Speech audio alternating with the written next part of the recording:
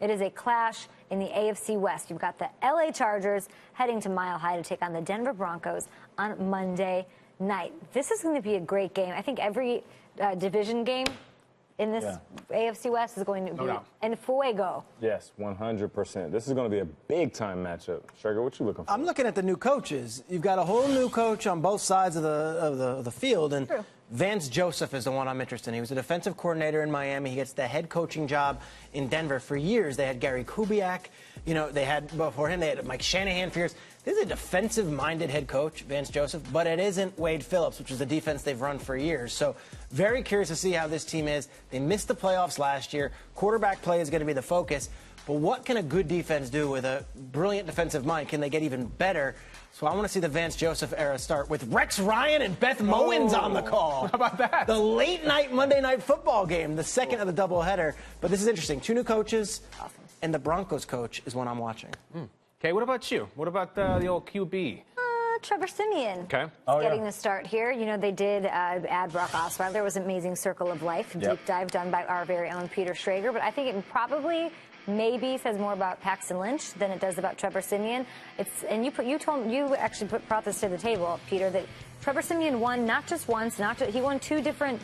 He won the job over two different regimes, right? So now he's got Mike McCoy. I think that's huge, and he'll put him in a good place to succeed. And when you're talking about what you're looking for from Trevor Siemian, I'm seeing and hearing a lot of, like, we need to see him be more aggressive and take shots downfield. Do you really? Like, no, I just need you to, like, minimize turnovers and use your run game and get it going, because that's what you did last season when you won 4 straight to start the year before the injury. So I think the defense is still stout enough to sort of carry them. This is they want to go deep in the playoffs. They can get there with Trevor Siemian. I'm actually really excited to see him. I think he's got like a leadership aspect that people don't talk about very much. He clearly picked up the new offense pretty well, so I'm on board. Yeah. Well, I'm going to talk about the guy who's going to be going after him, Joey Bosa. Talk about him here and there in the show. Let me tell you a story. Can we come on a little journey with me? I misjudged Joey Bosa. Going back to college, I see this white guy with the hair hanging out of the helmet, and he's suspended to start the season. He gets ejected from a bowl game for targeting Deshaun Kaiser. I thought he was going to be like Joey Bosa, like defensive Gronk, like this wild man, this party guy. He's not like that. I got the chance to meet him. I've talked about this before on the show.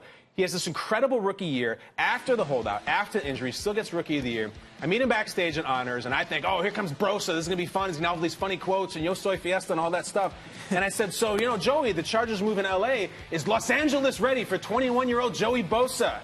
He's kind of like, I don't know what you mean by that, but I'm just ready to work, and, like, I just want to put in the time in this offseason. This guy's not like that. I completely misjudged him. He is all about work. He is all about being in shape and attacking. He is very serious about this career and how good he wants to become. I don't think anybody saw that coming last year, especially the way that started, stumbled out of the gates. He was a sack machine the second he hit the field. He's been awesome in the preseason. His younger brother is awesome at Ohio State now. I love Bosa. I think this is the year he can become one of these great stars on the West Coast. Look at that division. We got Khalil Mack. We got Von Miller. She's in Houston.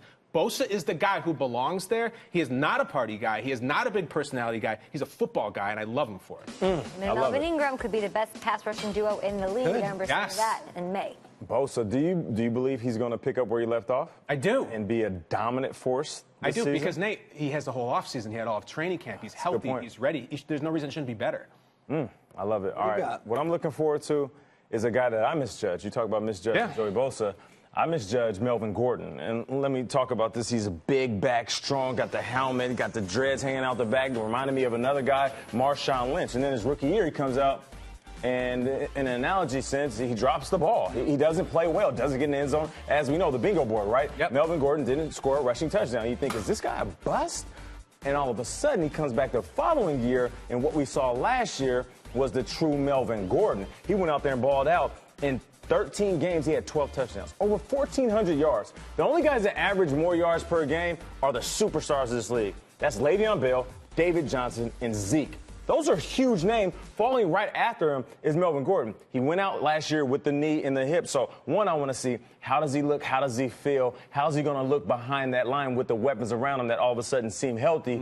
But more importantly than all that, will the real Melvin Gordon please stand up? Because we don't know who he is.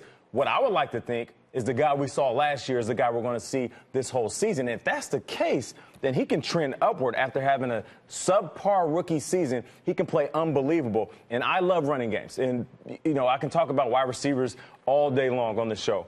But for some reason, when I think about what it's going to take for certain teams to kind of turn the page, it's leaning on their running backs. And if you look at what we saw in the postseason and in the Super Bowl, the Patriots and the Falcons, they had to lean on their running game. And if the Chargers want to be successful, I don't care how many guys are healthy on that offense, it starts with Melvin Gordon. I think he has a lot to prove to a lot of people because, you can say 12 touchdowns and that's great, but he needed to step up and score because there were so many injuries on that team. He's never averaged 4 yards a carry and the fumble. So if everything breaks right, this is definitely a great prove-it year. Look, Keenan Allen, I think, had 9 catches in the first quarter of Week 1 last year, goes down with the injury, misses the year. Mike Williams, everyone thought, oh, he's going to be out for the year. Promising news this weekend. We're going to see him faster than we thought. But at the end of the day, you've got the Raiders, you've got the Chiefs, and you've got the Broncos. It's loaded. Am I convinced that the Chargers are going to be anything better than the 4th best team in the AFC West? No. It's fascinating, isn't it? They have the talent, though. We've never. This is like an NFL experiment. Loaded Take division. a great division, great team, put them in an apathetic city owned by its rival in a bandbox stadium, and see what happens. And by the way, throw in a first-year head coach too. We've never seen that before. It's this crazy science. But a Hall of Fame quarterback. And a Hall of Fame quarterback who looked incredible in his little showing in the preseason. I don't know what's going to happen. But even breaking it down specifically to this matchup, you might say they're the 4th best team. I'm just saying on paper, coming in. Yeah. I don't think anyone would predict them in the first 3 Here's spots. the thing about on paper and what we're looking for in this specific matchup. The Broncos last year, 28th ranked rushing defense. So if I'm the Chargers and I'm looking at this matchup and I'm trying to set the tone for what this season is going to be, you got to look Melvin Gordon square in his eyes and say, hey, we're going to ride you to a victory up against a very good Broncos team. If you beat up on the Broncos first game, I don't care who their quarterback is, that's saying something to the entire league. I wouldn't be surprised if the Chargers Neither would I. were maybe at the top. I wouldn't be surprised if any of those teams were at the top. I was big on the Chargers early in the offseason before the season started. They should take it. But you said it yourself. I mean, they have a great quarterback. I mean, objectively, they have the either first or second best quarterback in the division. They're very young on defense, very talented. The health all of a sudden now is coming out of nowhere. We have this weird X factor with where they're playing. The stadium thing advantage. is such an X factor that we talk about in the show, but I feel like isn't making. They're playing in front of 20,000 fans every week. And Seattle came for a preseason game, and it was all 12s. It was all Seattle fans.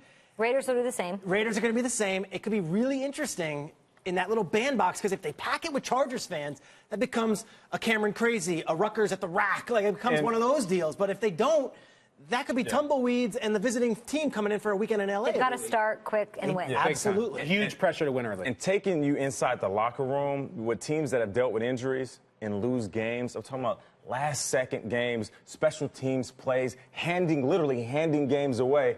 You walk into the new season, if you're getting healthy and guys are on the field, you're saying, you know what? Last year just wasn't our year. You know, the gods were against us. The football gods were against us. This could be quietly one of the most confident teams in the NFL. Saying we could have been great. We had all these injuries. We were fake bad. We talked about this all You said that last year. A lot of weird injuries, a lot of weird endings that just don't happen in the NFL. They were fake bad last year. I've said it. I think they'll have a bounce back year. Sleeper? The one benefit of them being fake bad is that they have a lot of depth now. And you look at Phillip Rivers and guys like Tyrell Williams who step up and he develops chemistry with them. And he has all those reps with him that they can get hit at different positions and the next guy can step up. So we'll see how it goes.